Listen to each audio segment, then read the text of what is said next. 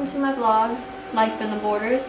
This is episode 1 of the series, Natural Parenting, and I just wanted to tell my story about the unassisted pregnancy and unassisted home Lotus birth we did for our baby.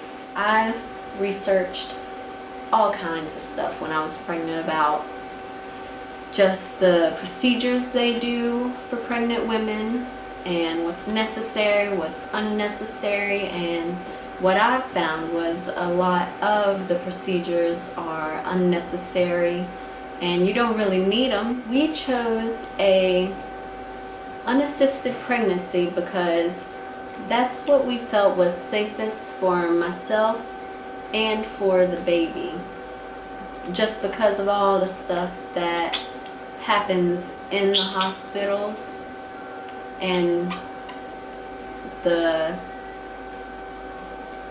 routines they have that they do that they feel are necessary.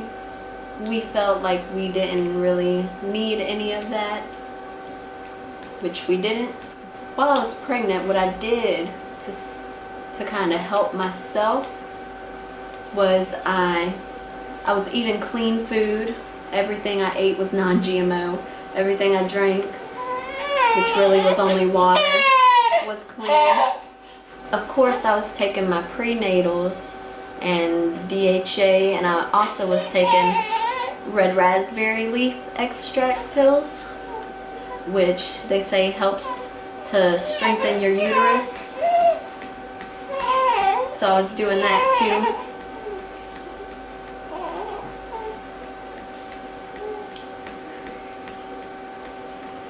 I was just trying to give my body everything it needed just for the baby and myself. Why I chose a unassisted Lotus birth. I chose an unassisted birth because I knew my body could handle it. I just felt like my body would be able to, you know, have a baby without any medical interventions. And I trusted my body to do that it needed to do what it had to do to have a baby. I was nervous, but I was extremely excited too, just to have her and to hold her. So this is the story.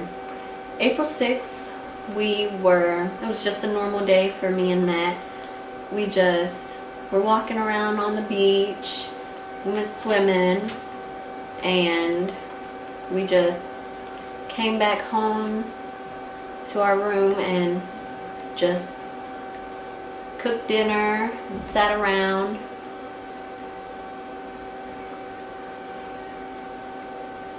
And we just did that and then fell asleep. And then around 3 in the morning, I woke up and my back was just cramping. And I didn't think anything of it because there had been a few times before that I woke up with the same feeling. And I walked around a little bit, tried to see if it would go away, and it didn't, so I laid back down, and it didn't help. I couldn't get comfortable and it just kind of started hurting worse.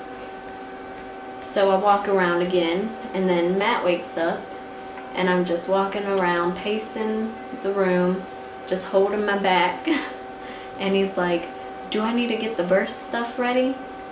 And I was like, no, I don't think so. And then I felt like I had to go to the bathroom, so I went and used the bathroom, and there was blood. So I walk back and I show him the blood, and I say, I guess we do need to get it ready. So we get it ready, and then my contractions are getting worse. So my contractions are getting worse. So we're standing in the kitchen, and I'm just leaning kind of on the counter, and he's rubbing my back, and then I feel this need, like I need to push, and I kind of push a little bit a couple times, and then my water breaks all on the floor. And so he's like, you need to go to the bathroom, get in the shower. And I'm just standing there, my legs shaking. I feel like I couldn't really walk, move nowhere, because my legs just felt weak. And then, so we moved to the shower, and I just get down on my knees and my hands. Yeah, it starts getting way more intense. What's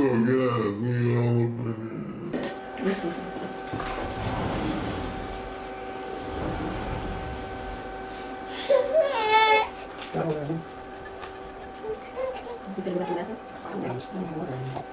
So once I get in the shower, Matt comes and he cuts the shower on, and it's hitting my back, and I don't like the way it feels when it's hitting my back. So I'm like, can you cut the water off? So he cuts the water off, and we're just sitting there, and I'm pushing, and he's like, I thought you weren't supposed to push till it's out. And I get kind of, I don't know, annoyed because he said that or something. And so I'm like, I can't even talk to you right now. So she's starting to crown, and it's hurting super bad. But he's just, I think he was out of the bathroom. And then I tell him she's crowning, and I feel down her head, and it feels super weird. I tell him to feel, and he feels. I don't remember what he said. And then her head comes out, and then I asked him to make sure the cord's not around her neck, and it's not around her neck. One more push and she's coming out. I need you to catch her. So he comes behind me, and another contraction comes, and I push, and she comes, and she's in his hands, and then he hands her to me, and then he walks out the bathroom, I guess, to get the basket for the placenta. And then, but he's gone for a minute, and then I'm waiting for the placenta to come out, and I just hear some banging around in the kitchen, and I'm like, Matt, what are you doing? And he don't answer me. So I kind of figure he was kind of, I don't know, kind of passing out. I didn't really know for sure, but that's what he was doing. He was passing out, and he said he was just passed out on the floor, laying in my